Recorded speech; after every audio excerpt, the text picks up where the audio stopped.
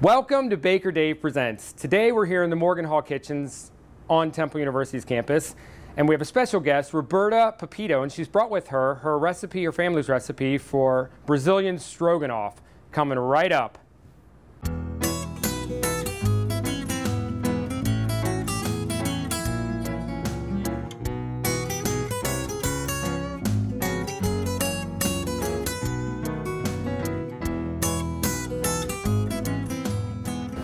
Joining us today is Roberta Pepito. Pepito. AKA Homemade Delish. Homemade Delish. How are you? Very cool. How are you doing? Good. How are you? So. You ready for this? I'm as ready as I'm gonna be, right? Brazilian Stroganoff? I know nothing. Well, did you ever have Stroganoff? Yeah, but this like didn't American sound, I saw these ingredients. They didn't sound anything like Stroganoff. Yeah, no.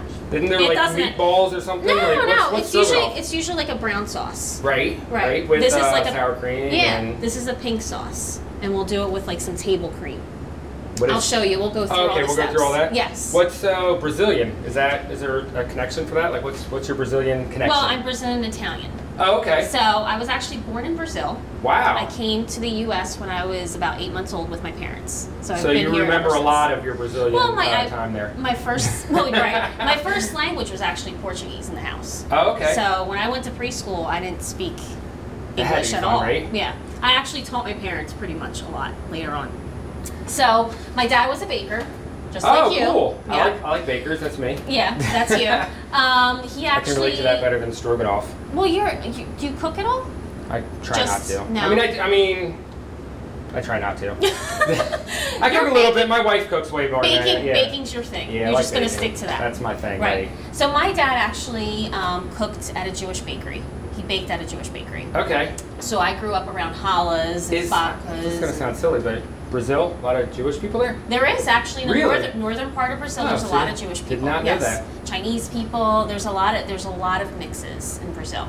So, but this is my family's recipe. They do a Brazilian stroganoff, but my family has added different things, Every family does, right? That's every little bit of a touch of personal. Something. Yeah, exactly. So I see there's chicken. There's which, chicken. Like I said, I think stroganoff usually has beef, right? Or pork or something else. I'm not really sure how they do it here. I mean, this is the way I make it for my family. This is yours. This is ours. Yes. So we got chicken. Okay, so we're gonna season it. And it's already cut into some strips. And you want to cut it into strips because it makes it easier to cook. Okay. Salt and pepper, very basic. And we're cooking that soon, right? We're gonna cook that soon. Okay. All right. So we're just gonna toss this up here. Always season your meat. That's like a big tip. It is. You should always season your meat. And you know what? A lot of people forget that tip. They think they can just season the dish afterwards. The meat itself needs seasoned. Right. And with this, we're gonna actually, with the chicken, the reason why it's cut in strips, like I said, it's easier to cook down this way. Yes. So it doesn't take long. So this isn't actually a meal that you can do in a crock pot if you want. A crock pot? Yes. Would the chicken fall apart at the end? No. No, because you're slow cook chicken and yeah. Well, you don't have to leave it in for that long. Oh, okay. You can leave it in for like a couple hours. All right. You put it on low and leave it in for a couple hours. That was the point of a crock pot, to forget about it. Well, you do. Set it and forget it. Say you leave in the morning and you come back around like 2 or 1 or something. You put it on then. That's why you leave it. And then have it for dinner. Leave it on low if you want. Don't leave it on high. I don't use crock pots. Okay. I'm not going to lie. Again, so easy. If I could bake maybe a cake in there, I suppose I probably could. I just never tried. All right. So we're going to put a drizzle of olive oil in there. Excellent. Okay. Let that heat up a little bit. Yep. We don't want too much oil. We're not deep frying. No. Can you give me the onions, please? Onions. I don't know how much onions you want in there.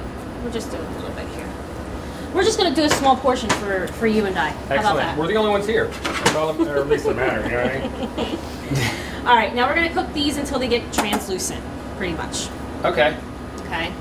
Do you know what translucent is? Like you can see light through it. What's the scientific definition? Well, yeah, you can pretty much. It's see-through. It's not transparent because that's like you could see through it yourself. Right. Translucent means light can go through it. Exactly. See? Now, Mr. Wizard. That's now me. the other thing is you don't want to put in the garlic yet. Because you'll burn it. And garlic, once it gets bitter, once you cook it too long, it's awful. It tastes really bitter. All right. So we're gonna pour some. Now you smell that? I smell onions. Of onions is like the best. It smells so different with olive oil though. Like if you cook onions and butter or something, it has totally different flavor. Yeah. So what we're gonna do is we're just gonna place some of this chicken in here. Okay. Probably not going to use all of this. It's fine. Whatever you think is Place necessary. it to the side. We do have this lovely heat-sensitive. Awesome. I'm just so you don't have to worry about melting anything. My hands are so used to the heat anymore. Are they? Yeah. You can just pull the chicken out of there when it's done by hand? Pretty much, yeah. Probably. Yeah. Sometimes we'll scare people with that when I'll pull a pan out of the oven.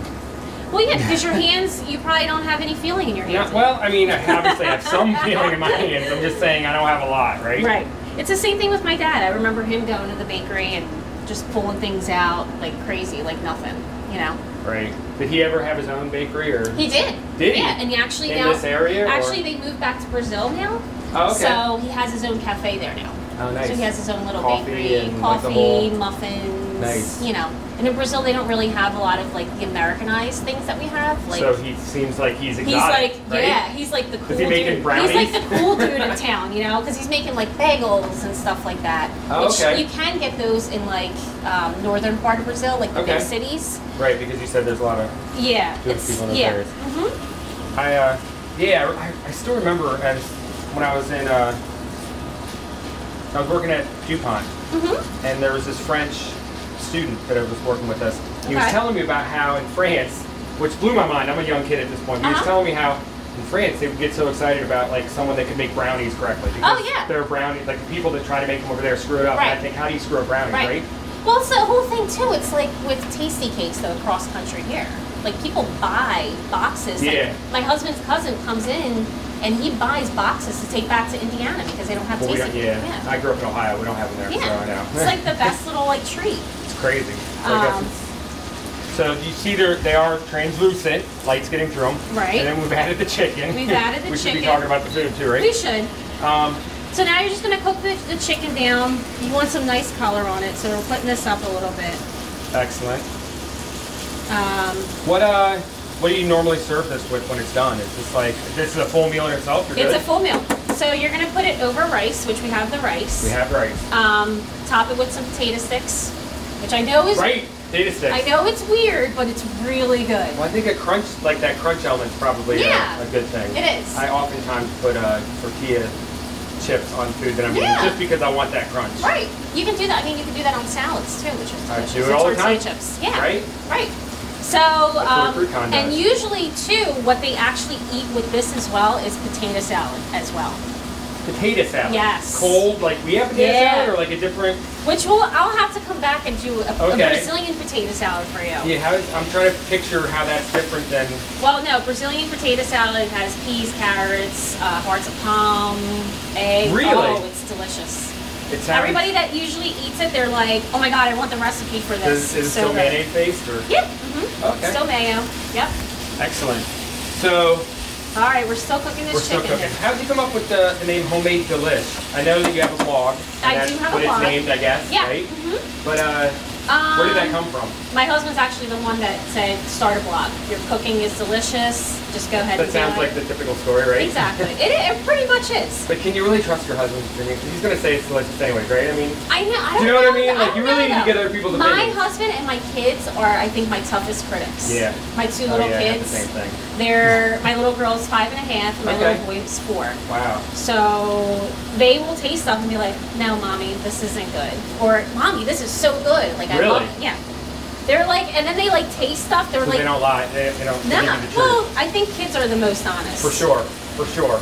You know. My daughter oftentimes told me what I do right and wrong when it comes to cooking. Yeah. And I always get my kids involved in cooking too. Yeah, I had from an early age. I mean, my daughter was helping measure stuff out when she was 2. You know what I mean? And that's the way I was when I was little, growing up with my dad. I was always in the kitchen with him. Yeah. You know. In my household, the way I was brought up is you don't try something once, you try something twice. You have to, because your palate, the first time you eat it, it shocks it. I have a lot of trouble forcing people to try stuff. As a child, I hated when I would get, you can't leave the table till you've eaten all of this or whatever. So I hate to be the person to do that to somebody else. You know what I mean? Like, in the back of my head, I'd rather you just try to, because usually this is how we do it with my kids though. You try it once, try it twice. If you don't want to eat it anymore, it's fine. For me, everybody's different. For me, I found, right? Yeah. Is that if I don't force my daughter to try something, within like a year or two, one of her friends will tell her how delicious something is, and she'll be like, "Oh, I want to try this," and it'll be the thing that I wanted her to try. Yeah. Yeah. Oh, it's always like that. Yeah. So It's I don't always have. like You that. never have as much influence over your kids as their friends do. Oh yeah, for sure. So yeah, the blog started in 2011, and it's been a success so far. Cool. You know, lots of fun things, lots of fun recipes. I do pairings on there, beer and wine. You know, some people What like would you that. pair with this? Probably, I would say I put you on the Merlot. spot, right? A Merlot. Oh, okay. A red Merlot. If you drink white, probably a Pinot Grigio. Yeah, I'm drinking a lot of wine in my car. Yeah. Beer. If you drink beer. What would be the special beer? Would it be a heavier beer? No. It's a very light dish? Yeah, because it's the thing is with heavier beer, you get full faster, I think. So Okay. you want to go for something lighter. Maybe like a pale ale, you know. Okay. So, all right. All right. So what's the All next right. ingredients? I feel like there's more ingredients There here. is. Okay. So now we're gonna pour in the garlic. But we don't want it to burn. That's why we're doing that now. So now we're doing some garlic. So you got a little bit of color already on your chicken. So Right. now you can pour in the garlic. We're building the flavors. You do. Slowly building the flavors. And the fun thing with this, it's all in one pot. So it's not like you have to make a sauce and then like. That saves on dishes. Oh yeah. I don't know about your household, but I do a lot of dishes. Oh. That saves on dishes. I hate doing dishes. It's like one of the worst things. But I can't cook in the kitchen if my kitchen isn't clean. I can't cook. Same Like, thing. there So has you to be have to no- clean it first and then clean it Yeah. afterwards. Oh, So such a pain in the butt. I think that's why so many people eat out. I don't think it's because of the cook. Like I think people would cook if they didn't have to clean up, right? Yeah, absolutely. No, but a lot of people are scared to try cooking.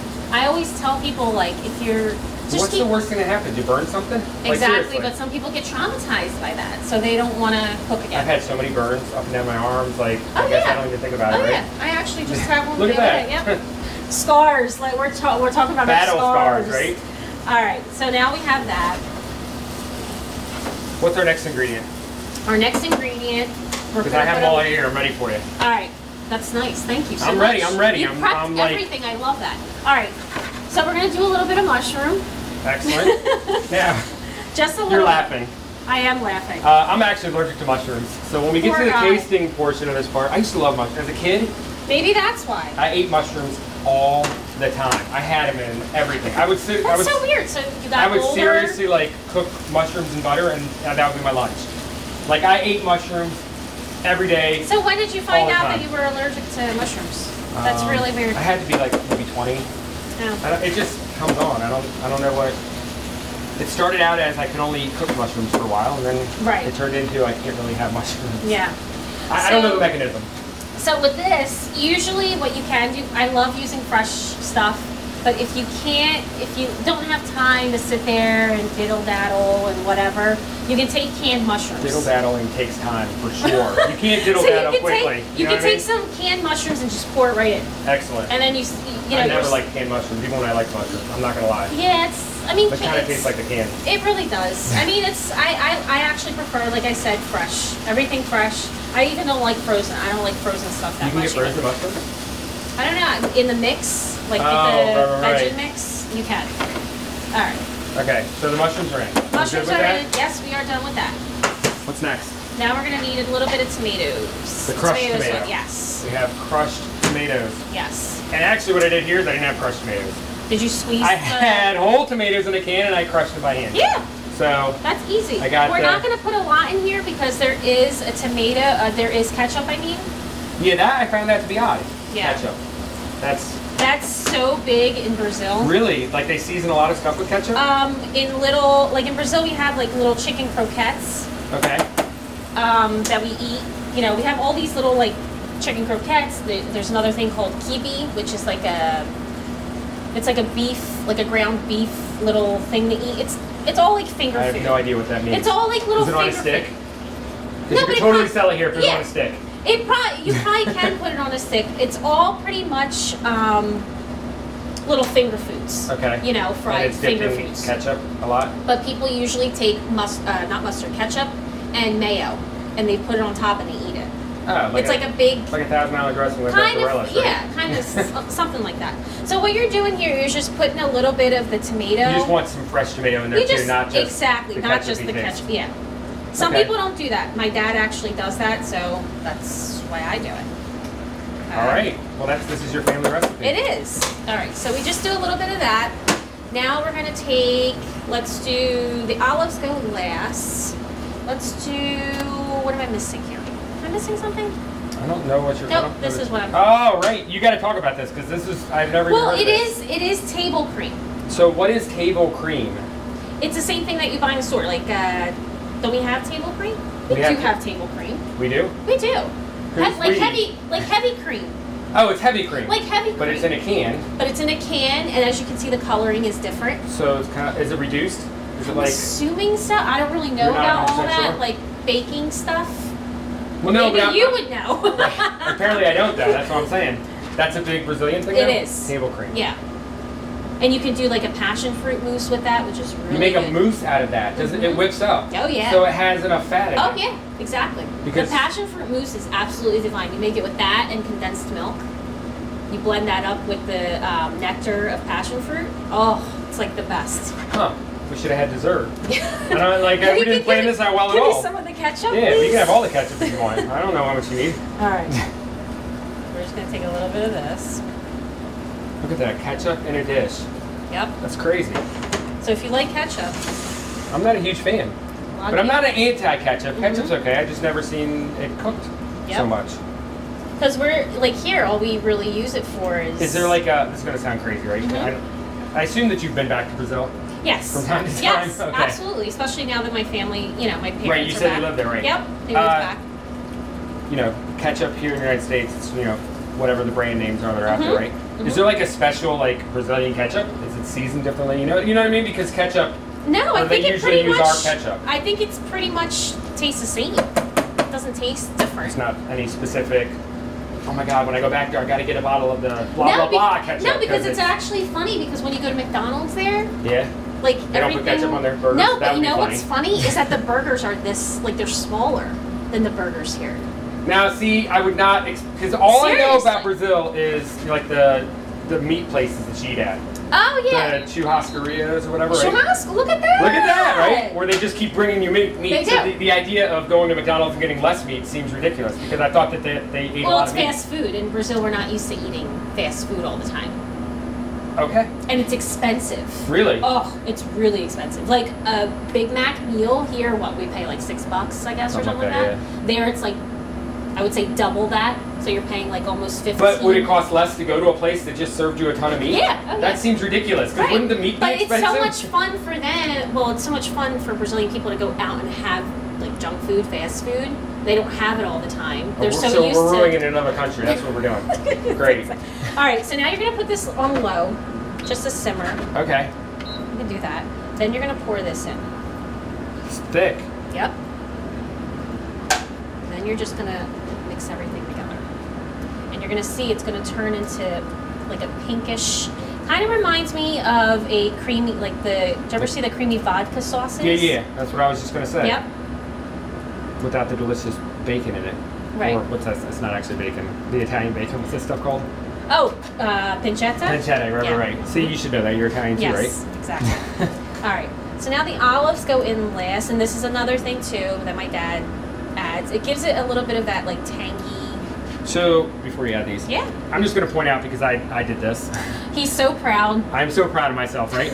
So, she wanted Spanish olives with pimentos, right? So, just in case you run into this situation, I don't know why you would have these other ingredients and not Spanish olives with right? pimentos. Exactly. But pimentos are just roasted red peppers. So, I literally I just chopped up the green olives, and then I chopped up roasted red pepper. And then mixed it all together as if it were originally inside of that's what pimento is red pepper. It's a little red so pepper. It worked out great for what we're doing here anyways. Yep. You got it? Yep. So now you put in as much as you want. That's how much I want. I'm not actually tasting it, so. So this is it. This is it. This is all it is. And that goes over rice. And this goes over rice. So now we'll plate it and I'll show you. And move some of this stuff out of the way. Yep. All right. Let's take this. Use this same one right here. Clean the sauce off a little bit. Whoop, switch spots with you. Nope, I'm just sliding it up. All right. So now usually because I'm very particular the way I like to, you know, You're looking at you plating it like it's a fancy restaurant. I do actually. I was actually going to bring in my. Did you want a ring? That's my ring mold. I have ring molds. I have ring molds. You should have just told me. I have plenty of ring molds. actually do that, and if you don't have a ring mold, I actually use a small little bowl. Or if you just wanted to dump it on there, I'm sure it still tastes delicious. You can. I'm just saying. I'm just so, you know, that's just the way I am. I just like to build my stuff. All right. So then we'll take this. Do your kids comment on whether the circle's round enough for it? No, they actually choose like, oh, mommy, I want a diamond today, or no. Do they really? You've got to be kidding me. Well, it's funny because, like, I know. Here, we'll do this. I'm sure that my daughter, I could be mistaken, but I'm sure my daughter probably would love the idea of getting a cake from a bakery because she always gets cakes homemade, whereas other people, they always get the bakery cakes, would love the idea of a homemade cake. So depending on what you're used to, you know what I mean? Absolutely. Yeah, so I mean, this is pretty much it. And I literally, every time people come over, they have the same reaction. They're like, really? Tomato? Like, ketchup? Really what the weird. Heck is that? Yeah, that's really weird. And as soon as they start eating it, like my brother-in-law, I actually told him I was making this, and he's like, oh, you gonna bring me some? He's like, you haven't made that in like a year. You have to make it again. Look, you saved it, a special treat for Baker Day Presents. I know. There you go. So then. And I thought this was cool too. Just put it right on top. So these are little potato sticks. Potato chip sticks, which again seems crazy. I know, but it gives you that. But it crunch. gives you that crunch, right? Yep. Now, if you want, some people, you know, will put a little bit of parsley and stuff on top of it. I don't really. If it's not in my dish, you don't need to decorate the plate with it. I don't really. So there's all this empty space. Did you want something else on the plate? That's why the potato salad goes in there. Oh, right, which you didn't make. We didn't have that. So yeah, that's pretty much it. You can't try it because you're allergic to mushrooms. No. Actually, I'm allergic, so to try it? I have someone that's going to be our special guest taster today. Bring in some forks. Nathan Quinn. I have forks. Nathan Quinn is going to be tasting for us today. So great. Thanks so much for inviting me. I do love mushrooms, and thankfully I'm not allergic. All right. What a bonus. You know, try to get a little bit of the try to get a little chips. everything, man. Good chips in there? That's amazing. Isn't that good? I would never expect it with the ketchup and stuff like that. And you taste a little bit of the olives in and there the too. olives, yeah, the juice of the olives really. Oh, that's great. Let me get some of these chips in here. The chips are like the best, I think. Yeah, really. Because it gives it that little saltiness. I love it. Well, you know, like one of the things I noticed is like one of the cool things now is you get hamburgers that have like homemade potato chips on them. You know what I mean? Or the hamburgers with the French fries, whatever. So adding that, I think, is so the cool thing is, if you were to use a ring mold, what you could do is you could put like the potato chips on the bottom. You could put the rice. Look at you. You could put the rice on the top, pat it down, layer cake and then put that on the top, and then just take it all off. That's amazing. You're really missing out, Dave. It sounds like it. We'll just keep eating for you. It's all right. Excellent. Well, listen, thanks for stopping by. Thank you so much for having me. This is awesome. Thank you so much I really for having wish, maybe next time we'll not have a mushroom dish, maybe but we'll make a dessert. Yeah, that sounds fantastic. Okay. As long as I get to try that one too. Well, no, I don't. We'll see. We'll see. So thanks again for stopping by. Thank you. Thank you so much for having me.